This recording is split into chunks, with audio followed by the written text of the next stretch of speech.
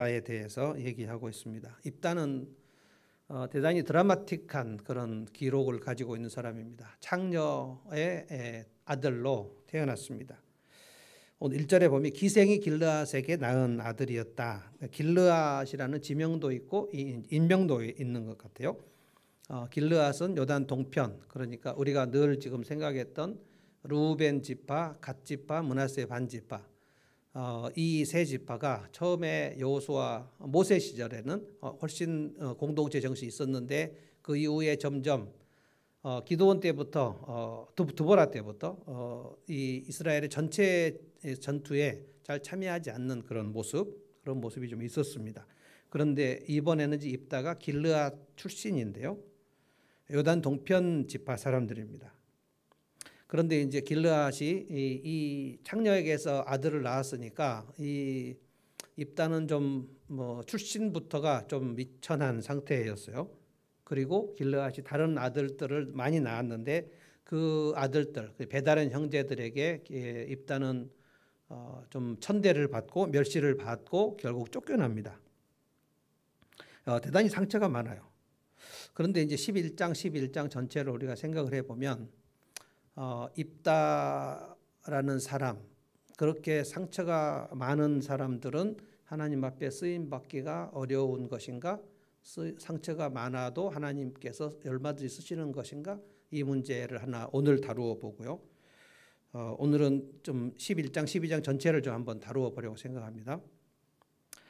그런데 첫 번째는 그겁니다. 어린 시절에 우리가 상처가 많이 있으면 하나님께서 쓰시기가 어려운가, 또는 어린 시절에 좀 행복한 사람은 하나님 쓰시기가 더 쉬운가, 이 문제를 한번 생각해 보고요. 결론이 나와 있습니다. 상처가 많이 있어도 하나님께서 얼마나 쓰실 수 있다, 지금 이거고요.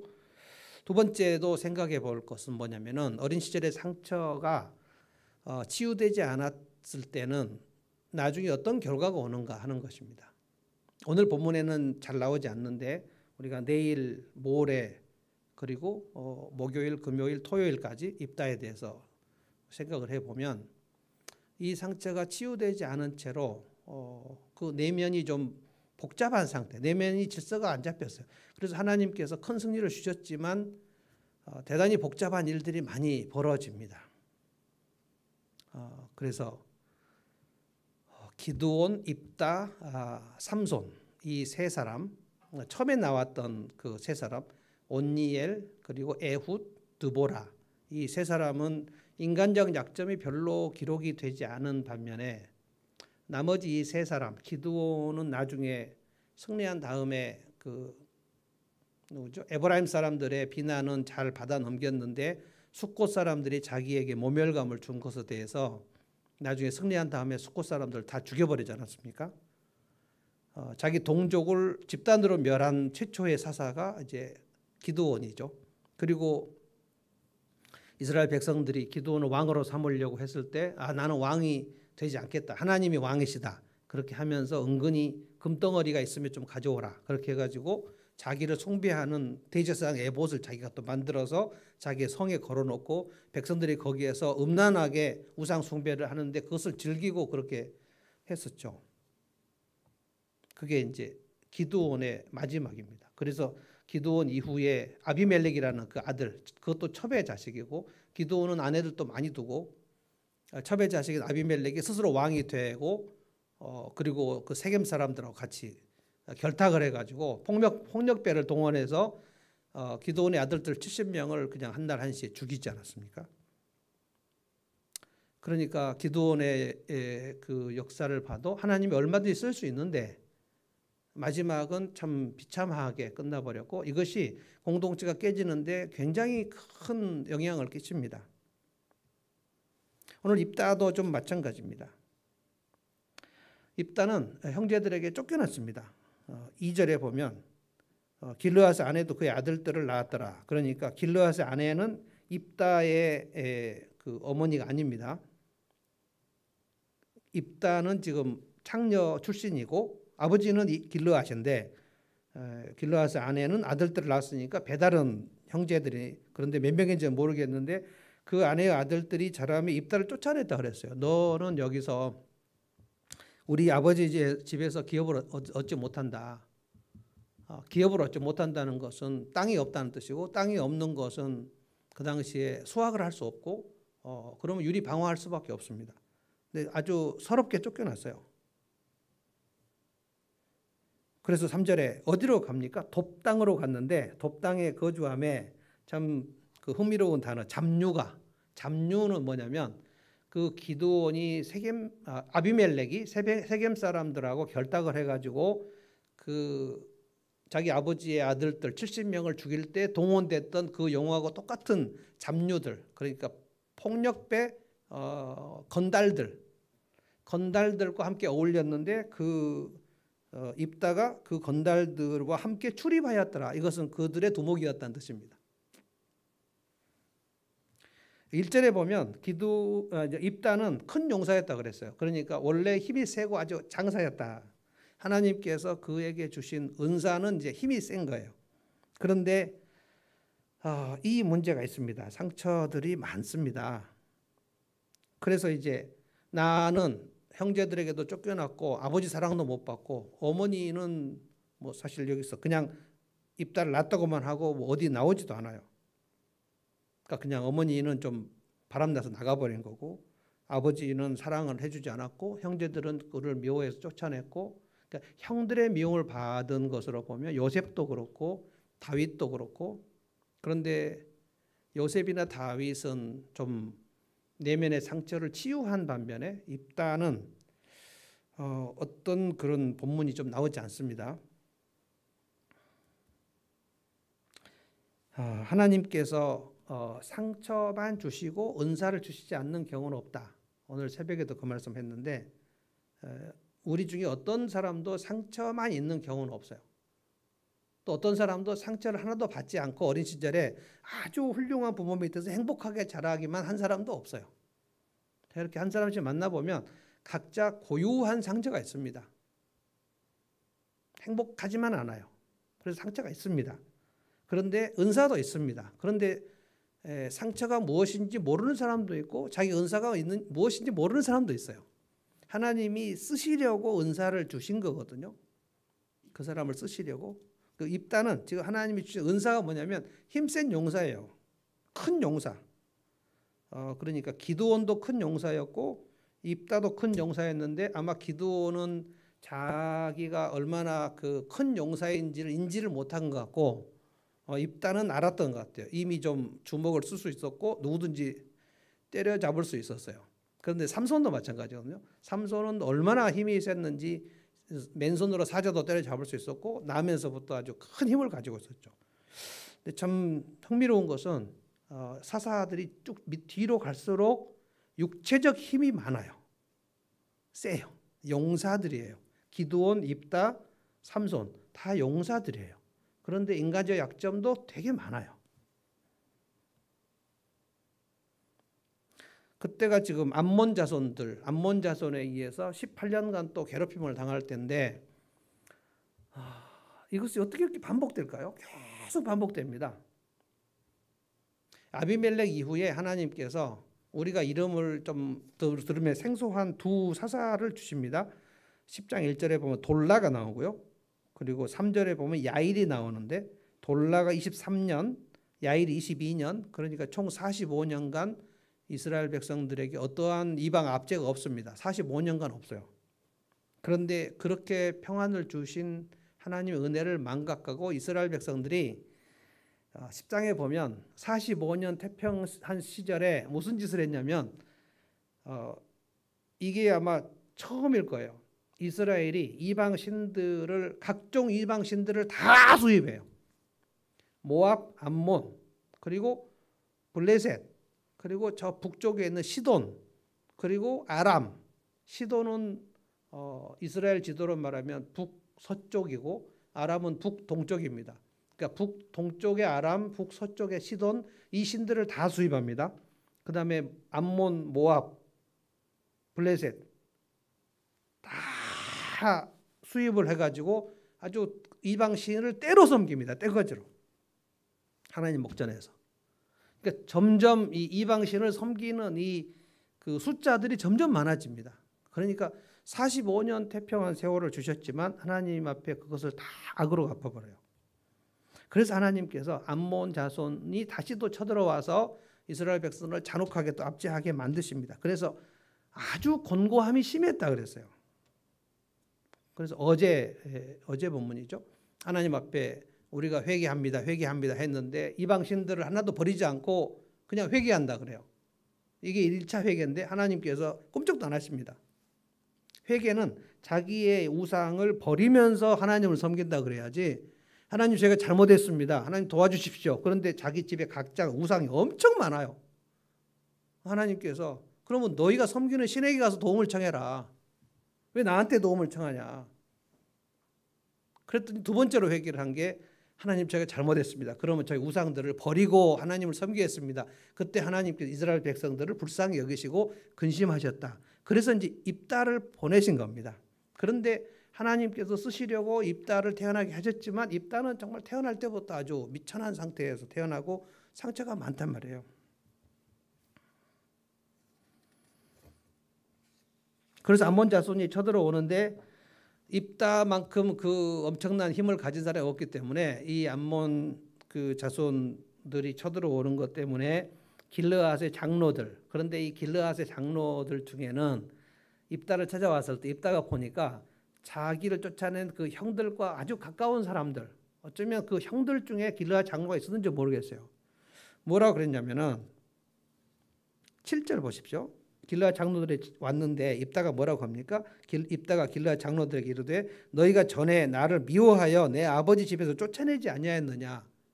그러니까 이 장로들이 이 입다를 쫓아냈다 이렇게 말할 수는 없지만 입다의 형들이 너는 우리 아버지 집에서 나가라 해갖고 아웃시킬 때 그때 그 입다의 형들과 이 길르앗의 리더들은 같은 입장에서 입다를 쫓아내는데 같이 있었다는 거예요. 그러니까 입다가 쫓겨날 때 서러울 때 그 자기를 피해를 준 가해자들이 다 있었는데 그 사람들이 지금 장로들이 돼가지고 자기의 도움을 청하러 온 거예요. 마치 요셉의 형들이 총리가 된 요셉에게 곡식을 사러 온 것과 좀 비슷한 상황입니다. 요셉은 그때 엄청 울었죠. 방성대곡을 했죠. 요셉이 한 3번 정도 운 것 같습니다. 처음에 형들 만났을 때 울고, 그 다음에 베냐민 데리고 왔을 때 베냐민 자기 혈육이죠. 울고, 그 다음에 3번째로 형님들 내가 요셉입니다 하고 할 때 그 막 궁궐이 떠나가듯이 막 방성되고 울었다는 거거든요. 그러고 나서 형들은 나를 팔았지만 나는 형들을 더 안심시키고 돌보겠다. 하나님께서 나를 여기까지 보내신 것을 나는 알았다라고 얘기했죠. 그런데 지금 입다는 지금 그런 과정이 별로 없고 아직 지금 서러움이 남아있는 것 같습니다. 그래서 아주 탐탁지 않게 입다가 내가 힘이 있다고 지금 나한테 도움을 요청하러 왔지만 당신들 그때 나를 쫓아낼 때는 언제고 이렇게 왔냐. 그러니까 8절에 길르앗 장로들이 입다에게 그 예전에 있었던 사건을 사과하거나 뭐 그 문제를 거론하지 않습니다. 저는 여기서 문제가 꼬였다고 봅니다. 입다는 지금 그 서러움을 가지고 있었고 길르앗 장로들 중에는 형들 편에 있었던 사람들이 많았는데 그들이 그때 우리가 당신을 그렇게 차갑게 쫓아낸 거에 대해서 참으로 미안하게 생각한다, 이런 사과를 해야 되는데 지금 우리 어제 오늘 그 전두환 사망 사건을 보면서 다들 막 5.18 유족들도 그렇고 막 가슴에 통탄하는데요. 어떻게 사과 한마디 없이 죽을 수 있냐 그거였죠. 저는 어제 목양실에서 이렇게 하다가 다음을 보니까 전두환 사망으로 나왔는데 갑자기 제가 목양실에서 혼자 막 울었어요. 애도를 해서 운 게 아니고 그 제 20살 때 막 그 기억이 막 새록새록 나가지고 제 친구들 전남대학교 학생들 많이 죽었거든요 그때. 전 도망갔고요. 뭐 울컥 쏟아지면서 혼자 목양실에서 앉아가지고 한참 울었겠어요. 그리고 제가 페이스북을 썼어요. 그의 죽음을 아무도 애도하지 말라. 뭐 제 페이스북 몇 명 보지도 않는데 누가 애도할까 봐. 그래서 이 가해자가 사과를 한다는 것은 그 가해의 내용이 얼마나 엄청난 것인가와 별도로 사과를 한다는 것은 그 피해자들에게 엄청난 상처를 씻어주는 효과가 있습니다. 근데 지금 이 본문을 잘 보면 길르앗의 장로들, 그때 형들 편에 있었던 사람들이 입다의 도움을 요청하러 왔을 때 예전의 일들을 거론하지 않습니다. 어떻게 하냐면 앞으로의 일을 얘기해요. 예전 얘기는 하지 않아요. 입다 당신이 이 암몬과의 전투에서 승리하면 우리의 리더가 되도록 해주겠다. 흥정을 합니다. 화해를 하지 않아요. 그래서 입다가 그 흥정에 지금 들어갑니다. 과연 내가 이 암몬 자손의 전투에서 하나님이 힘 주셔서 이기게 하시면 과연 나를 두목으로 삼겠느냐.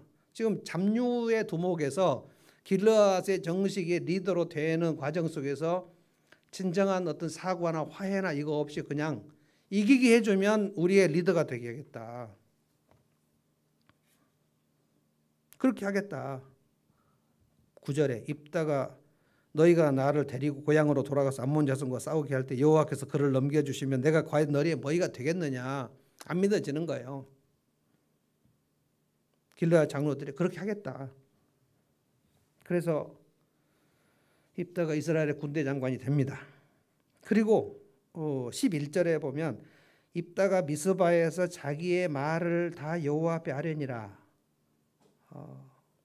무엇을 아뢰는지 나오지 않아요.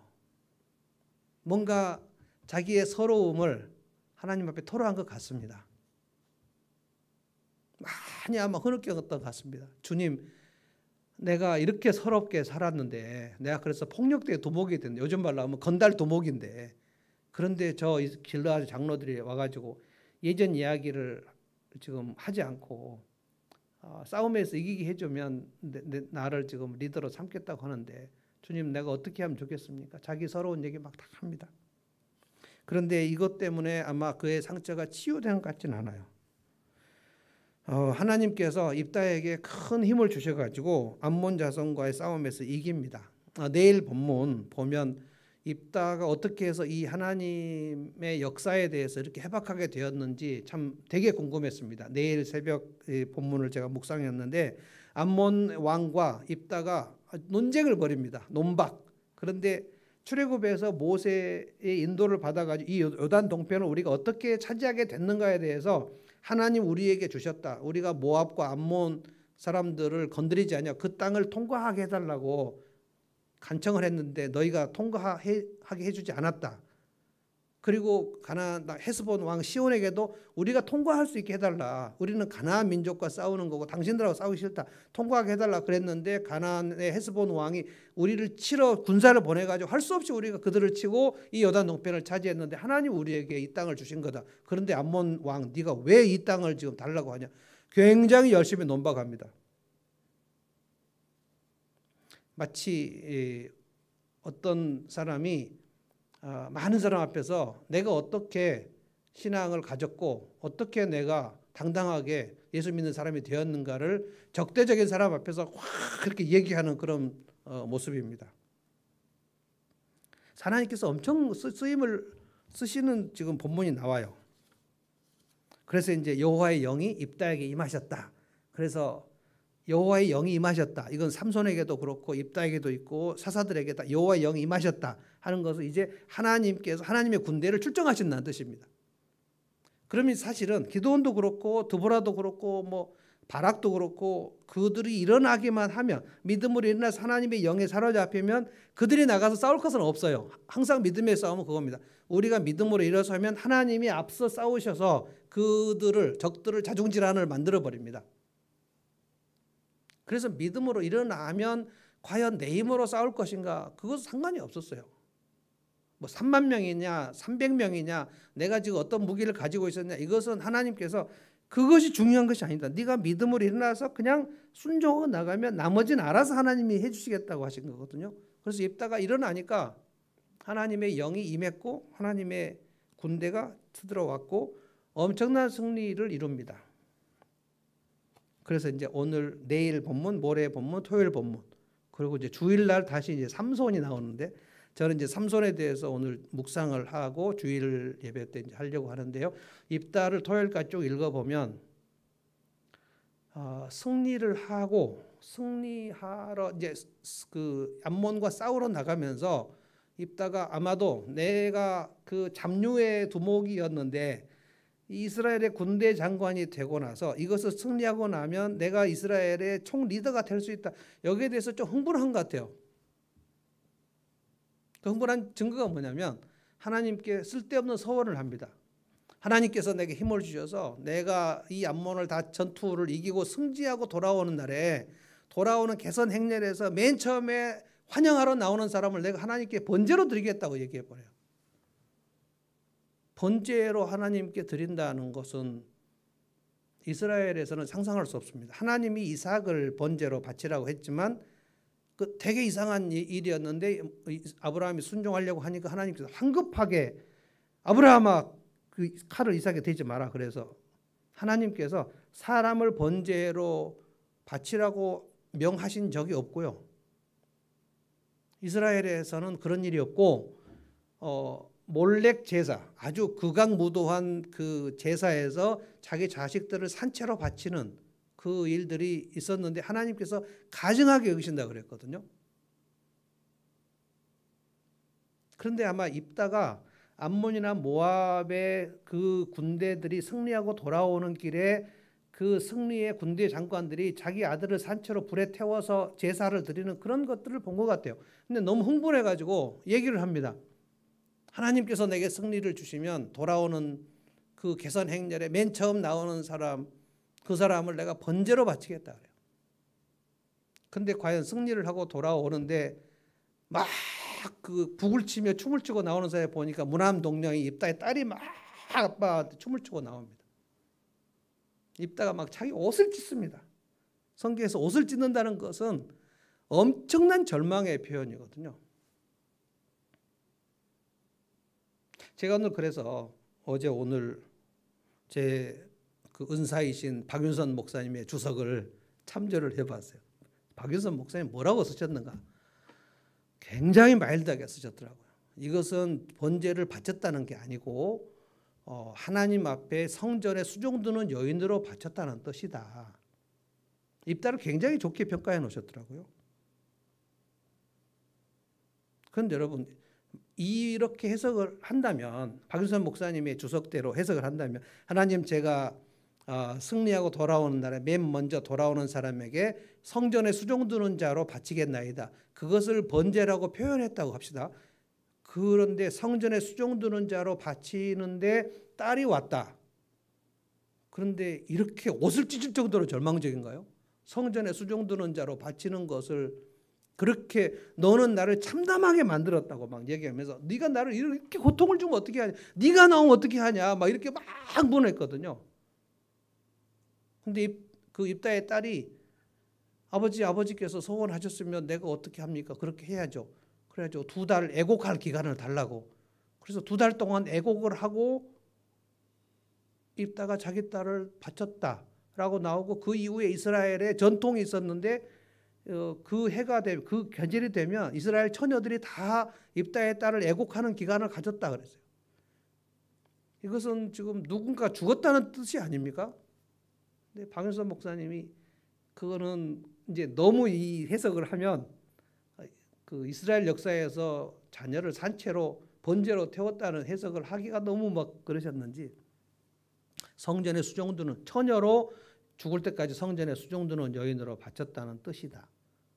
근데 아무리 생각해도 한나는 자기 아들 사무엘을 성전에 수종들 때 뭐 기꺼이 수종드는 뭐 바치고 헌신하고 그런 것을 그것을 그렇게 소원한 것을 자기 딸이 나왔기 때문에 막 자기 옷을 찢고 막 고통스러워하면서 그 딸이 막 2달 애곡을 하고 뭐 이런 것이 가능한가?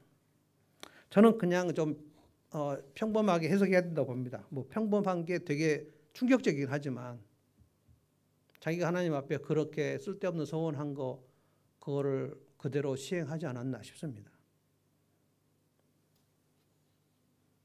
만약 이렇게 본다면 입다는 자기의 상처에 불구하고도 하나님께서 그렇게 엄청나게 쓰실 때 쓰임을 받긴 받았지만 자기의 결국 예전의 문제들, 서러움이나 그다음에 자기가 리더가 되는 것에 대한 으쓱거림이나 흥분이나 혈기나 이런 것들을 거의 절제하지 못한 거예요.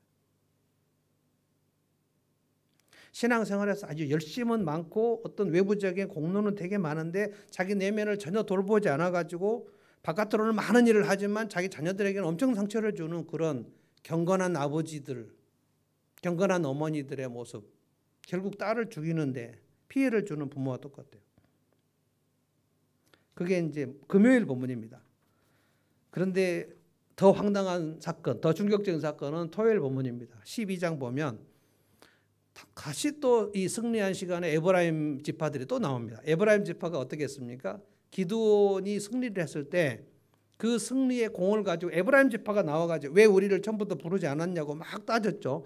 그때 기드온이 당신들 에브라임 지파가 얼마나 위대한 일을 했는지를 막 죽겨 세워가지고 그들의 노여움이 가라앉았다고 그랬잖아요. 근데 이 사람들은 상습범이에요. 입다가 암몬과의 싸움에서 전투하고 돌아왔을 때 에브라임 지파가 또 와서 입다에게 따집니다. 왜 우리를 처음부터 부르지 않았느냐. 그런데 입다가 뭐라고 대답했냐. 내가 너희들을 불렀는데 너희가 오지 않았다라고 얘기해요. 그럼에도 불구하고 에브라임 지파가 또 화를 돋굽니다. 우리가 너희 집을 불태우고 말겠다고 막 그래요. 입다가 여기서 완전히 돌아버립니다. 자, 에브라임 지파를 다 멸절시켜 버려야 되겠다. 그래서 그 입다를 따르는 그 군사들이 에브라임 지파하고 엄청 싸웁니다. 그래서 그 요단강 나루턱에서 다 돌입을 시켜버려요. 12장 7절 입다가 이스라엘 사사된 지 6년이라 6년 동안 사사를 하고 죽었는데 6절에 길르앗 사람들이 곧 그들을 잡아서 에브라임 지파를 잡았다는 거예요. 에브라임 사람의 죽은 자가 42,000명이었더라. 엄청나게 죽여버립니다. 입다가 이 자기 혈기를 절제를 하지 못해요. 막 화가 머리 끝까지 나버립니다. 기드온은 이 부분에 대해서는 절제를 했거든요. 에브라임 지파를 달래주면서 당신들이 얼마나 위대한지는 내가 안다라고 해가지고 그들의 노여움을 풀렸는데 입다는 여기서 그 노여움을 자기가 더 크게 내버립니다. 그래서 에브라임 지파 42,000명을 죽여버려요. 입다가 이렇게 사사가 된 지 6년 만에 이런 일들이 벌어졌습니다. 이것이 11번째 사사의 마지막 모습입니다. 그러니까 기드온도 그렇게 엄청난 실수를 하고 기드온의 아들 아비멜렉은 더 많은 실수를 하고 숫곳 사람들 77명 죽여버리고 그리고 입다는 더 많은 실수를 하고 자기 딸을 번제로 바쳐버리고 그래서 이 영적인 수준이 이스라엘의 사사면 최고로 높은 영적인 수준인데 그 최고로 높은 수준이 인간적으로 엄청 흠이 많은 모습이어버린다. 그러니까 점점 전체적으로 수준이 쭉쭉 떨어지고 있는 것을 봅니다. 400년 동안 쭉쭉쭉쭉 떨어져요.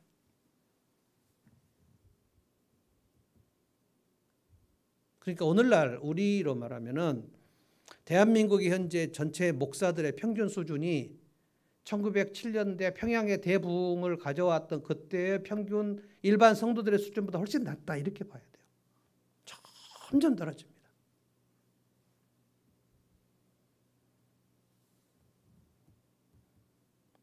여호와의 영이 그렇게 엄청나게 임했는데도 그런데 자기 성찰을 너무 게을리해요. 삼손도 마찬가지입니다. 이제 삼손은 맨 마지막 12번째 삼손인데 삼손은 정말 엉망진창입니다. 삼손이 날 때, 제가 오늘 삼손이 태어날 때 하나님께서 이스라엘 백성들을 얼마나 기대를 하셨는지 놀라운 것은요. 삼손이 태어날 때 이스라엘의 11사사, 12사사 중에서 11사사까지는 항상 공통적인 특징이 이방신들을 섬기고 불순종하면 하나님이 이방 민족들을 가서 압제를 하시잖아요. 압제를 하면 너무나 괴로우면 그들이 부르짖어요. 부르짖으면 하나님이 한 사사를 보내셨다 이렇게 되어 있는데 삼손의 시대는 블레셋이 40년 동안 압제를 하는데 이스라엘 중에 한 명도 부르짖은 사람이 없어요. 영적으로 완전히 바닥이었다는 뜻입니다. 그런데 하나님이 삼손을 사사로 보내십니다. 그러니까 부르짖지 않았는데 하나님이 직접 보내신 것은 삼손이 처음입니다. 그러니까 얼마나 이스라엘이 지금 영적으로 떨어져 있는가를 보여요. 그러니까 우리가 지금 마지막 때가 되면 믿음도 떨어지고 사랑도 떨어지고 공동체도 식어지고 다 식어집니다. 그런데 코로나가 와버렸기 때문에 그냥 거리두기 하다가 다 멀리두기를 해버린 거예요. 자기가 신앙이 얼마나 떨어진지를 인지를 할 수 없어요. 그런데 이 사사기를 읽어보면 400년 동안 이렇게도 떨어지는구나. 사사들 자신이 자기들의 내면에 대해서 성찰을 하지 않는다는 말이에요. 기드온은 모멸감, 자기가 무시당하는 것을 견딜 수 없습니다. 입다는 더 그래요. 자기의 서러움을 나중에 에브라임 지파 42,000명을 죽이는데 다 혈기를 왕창 쏟아내버립니다. 엄청난 힘을 가진 용사였지만 자기 내면을 절제하지 못해요. 오늘 우리가 이 말씀을 좀 깊이 생각해 볼 필요가 있어요. 어린 시절에 상처가 있어도 그 상처가 있기 때문에 하나님이 안 쓰시지는 않습니다. 상처가 있어도 하나님 쓰시고요. 상황이 안 좋아도 하나님 쓰시고요. 미천한 출신이어도 하나님 쓰시고요. 하나님은 그 유능한 사람들만 쓰시는 그런 법칙이 없어요. 일부러 하나님은 갈릴리 어부들을 들어서 쓰시고요. 세리와 창녀를 들어서 쓰시고 미천한 사람도 쓰십니다. 약점이 많아도 쓰십니다. 그런데 그 다음에 해야 할 일은 무엇인가? 그 어린 시절의 문제들을 내가 해결을 하려고 애를 쓰고 있는가 하는 거예요. 왜냐하면 그 문제를 해결하지 않으면 하나님이 열심히 쓰셨는데 그 다음에 마지막이 아주 처참하게 끝나버리는 거예요. 자기 동족을 막 도륙해버리고 혈기를 막 버려버리고 기드온은 나중에 다 성공한 다음에 자기를 우상 숭배하게 만들어버리고 그래서 절대 우리의 이 내면의 상처를 방치해두면 안 된다는 거예요. 내가 오늘날 하나님 앞에 쓰임을 받는다 할지라도 우리 중에는 뭐 목자도 있고 목녀도 있고 저는 목사고 사모도 있고 권사도 있고 집사도 있고 다 있습니다. 하나님의 쓰임을 받는다 해도 그러나 내 내면의 상처를 어느 정도 치유했는가? 그런 점에서 입다는 요셉하고 엄청 대비가 됩니다. 입다도 형들에게 버림을 받았고 요셉도 형들에게 버림을 받았는데 요셉은 그 형들을 완전히 용서하고 그 형들의 자손까지 다 구원하는 품었잖아요, 다. 근데 입다는 그 형들과 길르앗 장로들이 왔을 때 당신들이 나를 쫓아낼 때는 언제고 나에게 도움을 요청할 때는 언제고 이렇게 하면서 자기 문제를 해결하지 못해요. 그러다가 엉뚱한데 자기 딸 번제로 바쳐버리고 에브라임 지파가 항의한다고 해서 완전히 다 죽여버리고 그러니까 내면을 다스리지 못하면 하나님이 쓰임을 받고 나서 마지막에 처참할 수 있다는 거예요. 저는 여러분에게 열심히 얘기합니다. 우리의 마지막이 정말 아름다워야 됩니다. 요셉은 정말 아름답게 끝났죠. 완전히 화해하고 완전히 포용하고 그 요셉의 형들은 요셉이 끝까지 보복할 것이라고 생각했지만 요셉은 이미 마음속에 보복할 마음이 전혀 없었죠. 다 상처가 해결됐으니까. 그래서 요셉은 공동체를 세웠고 다윗도 공동체를 세웠고 이 입다는 마지막이 아주 처참합니다. 매일 조금씩 성령의 도우심을 받아야 돼요. 주님 없이는 절대 안 됩니다. 오늘까지 됐다 해도 내일부터 방심하면 또 안 됩니다. 주 없이는 살 수 없네. 주 없이는 살 수 없네. 그래서 이 찬송은 오늘 새벽에도 우리가 불렀고요. 오늘 저녁에도 부르는 겁니다. 자, 이 찬송을 다시 한번 하면서 내가 주님 없이는 살 수 없습니다. 주님 나를 다스려 주시고 성령님께서 내 내면을 가득 다스려 주십시오. 이게 절제입니다. 절제. 성령의 열매 절제. 영어로 셀프 컨트롤입니다. 셀프 컨트롤 해야 된다. 성령님 내 내면을 주의 은혜로 채워주시고 내 쓰라린 마음 마라의 선물 같은 것을 주여 단물로 바꿔주십시오.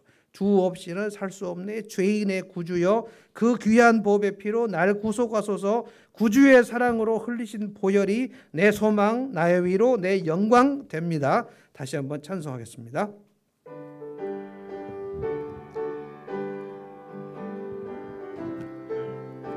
아멘.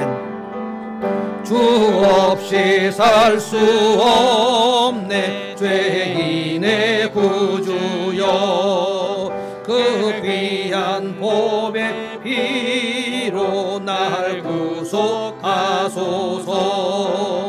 구주의 사랑으로 흘리신 보혈이 내 소망 나의 위로 내 영광 됩니다. 주 없이 살 수 없네. 주 없이 살 수 없네. 나 혼자 못 서리. 힘없고 부족하며 힘없고 부족하며 지혜도 없도다.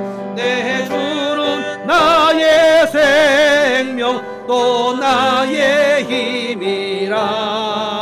주님을 의지하여 지혜를 얻으. 아멘. 주 없이 살 수 없네. 주 없이 살 수 없네. 내 주는 아신다. 아멘.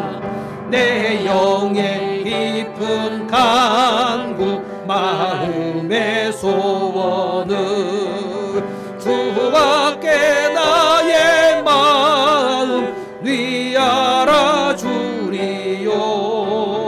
내 마음 위로하사 평온케 하시. 주 없이 살 수 없네. 주 없이 살 수 없네. 세월이 흐르고 이 깊은 고독 속에 내 생명 끝나도 살아온 풍랑일 때 날 지켜주시니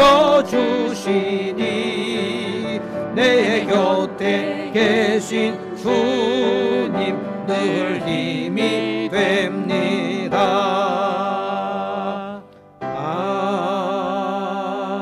아멘. 우리 2절 한번 천천히 한번 불러봅시다. 주 없이 살 수 없네.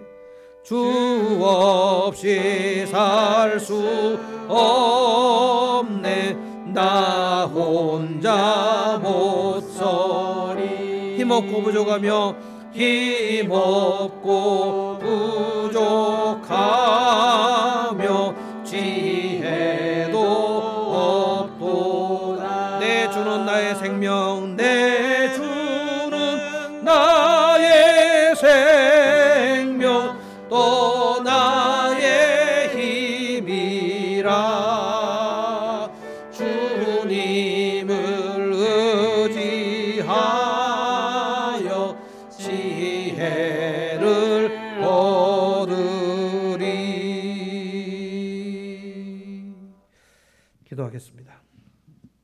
하나님, 하나님을 의지합니다. 이제까지도 주님을 의지했고 오늘 이 밤에도 주님을 의지합니다. 주님, 내일도 모레도 우리 인생이 끝나는 날까지도 절대로 우리가 방심하지 않기를 원합니다. 주님, 오늘이 우리 마지막 날이라면 오늘이 우리가 가장 뜨겁고 깨어있는 날이어야 합니다. 주님, 우리가 가슴이 식어진 채로 우리의 내면의 모습을 방치한 채로 그냥 하루를 헛되이 보내는 삶이 되지 않기를 원합니다. 오늘 저희가 입다를 생각했습니다. 어린 시절 참으로 불우한 환경에서 형제들의 미움을 받고 쫓겨나서 건달들의 두목이 되었던 입다를 하나님께서 불러서 그 힘센 용사 만드시고 이스라엘의 리더가 되게 하셨는데 하나님께서 그를 그렇게 멋지게 쓰신 이후에 흥분하여 자기의 딸을 번제로 바치는 일이 있는가 하면 자기를 공격하는 에브라임 사람들의 42,000명을 칼로 도륙해 버리는 일이 있었습니다. 어떻게 이렇게 처참한 일이 있을 수가 있습니까? 이스라엘의 사사가 아닙니까? 주님 마지막 사사 삼손은 또 어떻습니까? 블레셋 아가씨 3명의 체막폭에 둘러싸여서 하나님이 주신 힘을 다 잃어버리고 블레셋 신전에서 놀이개가 되어버리는 그 모습을 봅니다. 주님, 그 이후에 엘리 제사장은 어땠습니까? 엘리 제사장의 아들들은 어땠습니까? 성전의 수종드는 여인을 겁탈하고 제사 드리는 제물을 갈고리로 찍어서 먹어버리고 정말로 엉망진창이었던 사사시대의 끝물을 봅니다. 주님, 오늘 저희가 성령의 인도하심을 받아 오늘 살기를 원합니다. 주님 저희를 다스려 주시고 저희가 주님을 의지합니다. 우리의 혼자 살 수 없습니다. 힘이 없고 부족하고 지혜도 없습니다. 주님 오늘 이 밤에 우리 심령에 다시 생명력을 주시고 주의 말씀이 깨달아지게 하여 주시고 내 속에 절제가 얼마나 부족한가를 알게 해 주시고 내 속에 얼마나 온유함이 부족한가를 알게 해 주시고 내 속에 얼마나 신실함이 부족한가를 알게 해 주시고 그리하여 마지막에 가장 아름답고 마지막에 가장 멋진 하나님의 사람 되게 하여 주시옵소서. 예수님의 이름으로 기도하옵나이다. 아멘.